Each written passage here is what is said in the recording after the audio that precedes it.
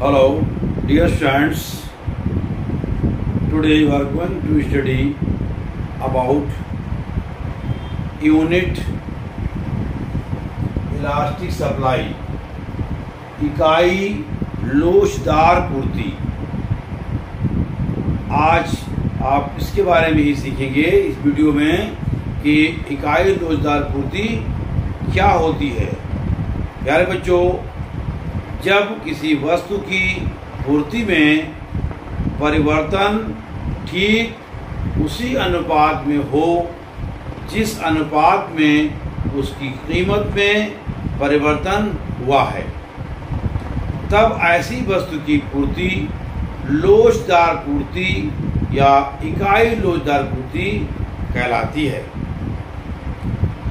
उदाहरण के लिए, यदि किसी वस्तु की कीमत में 10% की वृद्धि होती है और उसकी पूर्ति में भी 10% की वृद्धि होती है, यानी कि अगर किसी की जो वस्तु की कीमत है उसमें 10% की वृद्धि हो रही है और पूर्ति में भी 10% की वृद्धि हो रही है, ठीक, तो ये लोचदार पूर्ति कहलाती है।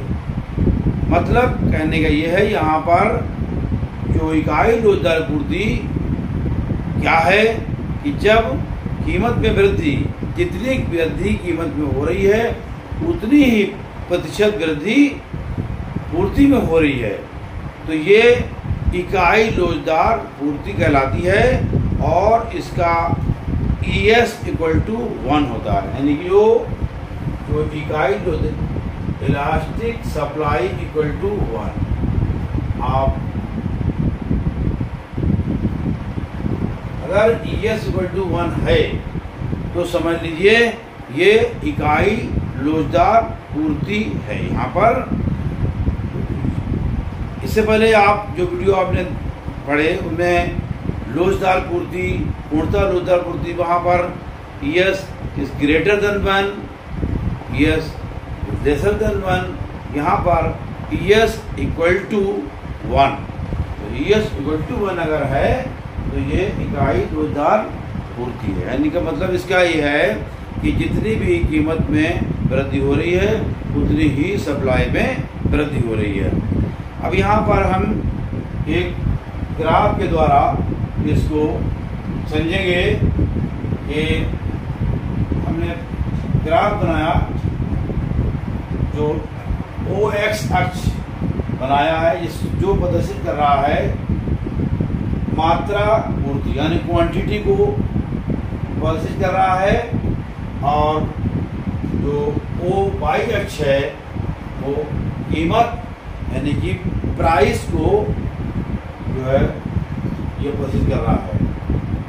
तो OY कीमत को और अक्ष OX क्वांटिटी यानी कि मात्रा पूर्ति को प्रदर्शित कर रहा है। तो यहाँ पर हम देखते हैं कि जो हमारा सप्लाई कर्व जो बन रहा है SS जो है वो ये बन रहा है पूर्ति वक्र। तो यहाँ पर जब कीमत जो है OP है तो सप्लाई हो रही है OQ। जैसे ही कीमत OP से OP1 हो जाती है तो पूर्ति जो है वो OQ से OQ1 हो जाती है। तो ये जो कीमत है, कीमत 10% यहाँ पर कीमत में वृद्धि हो रही है, तो इसी तरह से 10% पूर्ति में वृद्धि हो रही है। तो ये ग्राफ जो शो कर रहा है वो इकाई लोचदार पूर्ति को प्रदर्शित कर रहा है, और लोचदार पूर्ति वक्र जो है वो मूल बिंदु से गुजरता हुआ होता है। वक्र में OP कीमत पर वस्तु की पूर्ति OQ है, जैसा अभी दिखाया ग्राफ में कि OP कीमत पर जो पूर्ति है वो OQ है। जब कीमत OP से बढ़कर OP1 हो जाती है तो पूर्ति OQ से बढ़कर OQ1 हो जाती है, पूर्ति OQ से बढ़कर OQ1 हो जाती है, जैसा अभी मैंने आपको बताया ग्राफ में। अतः वक्र से स्पष्ट है कि पूर्ति में हुई वृद्धि QQ1 के बराबर है कीमत वृद्धि PP1, यानी जो QQ1 है वो बराबर है Q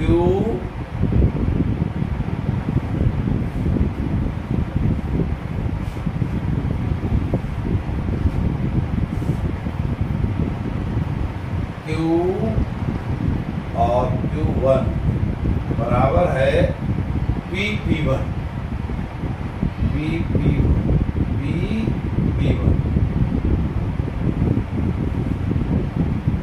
यहाँ पर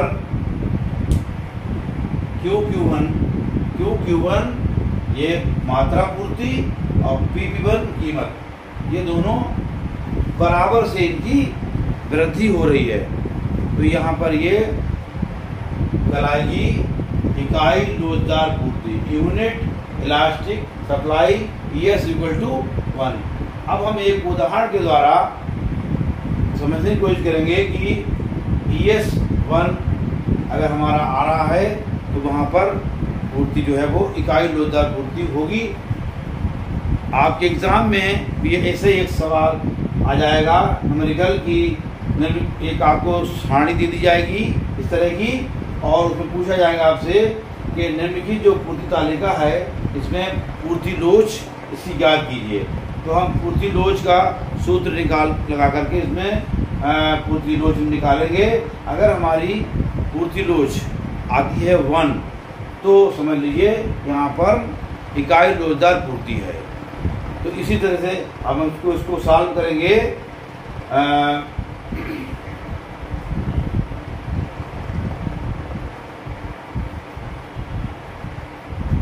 यहाँ पर 10 क्या है, 15 क्या है, 20 क्या है, 30 क्या, ये आपको इसके बारे में मालूम होना चाहिए।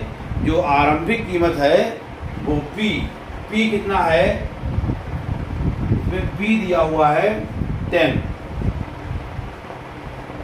और डेल्टा P अगर हम निकालेंगे तो कीमत परिवर्तन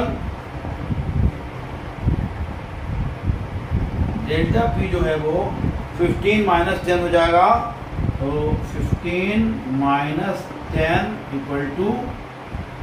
5, ये हो गया डेल्टा P। हमें डेल्टा P चाहिए होगा सूत्र में। और आरंभिक मात्रा जो है वो Q कितना है, यहाँ पर Q यहाँ लिख दे रहे हैं, Q कितना है 20, Q 20 है। अगर हम डेल्टा Q जब निकालेंगे यानी कि पूर्ति मात्रा में परिवर्तन, तो डेल्टा Q कितना आएगा, डेल्टा Q बराबर ये 30 में से 20 माइनस हो जाएगा, 30 - 20 =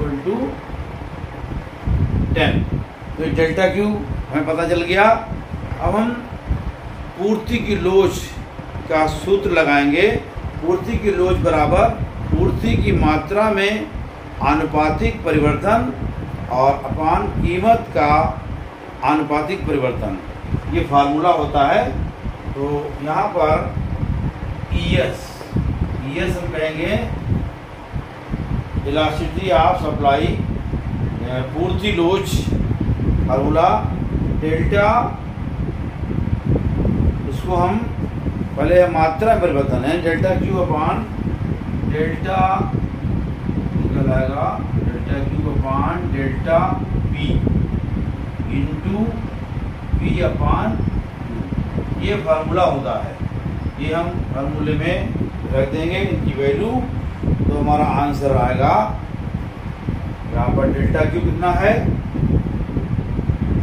10, और डेल्टा P कितना है 5 इंटू P कितना है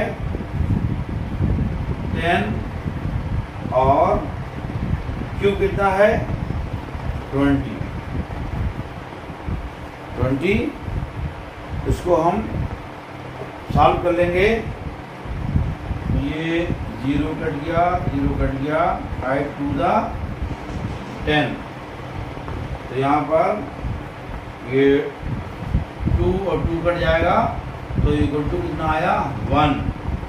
तो हमारा जो ES इक्वल टू आ गया 1। यहाँ पर इलास्टिक सप्लाई 1 आ रही है। इसका मतलब क्या है कि यहाँ पर जो लोचदार पूर्ति कौन सी है, इकाई लोचदार पूर्ति है, अर्थात पूर्ति की लोच इकाई के बराबर है, इसलिए ये इकाई लोचदार पूर्ति कहलाएगी।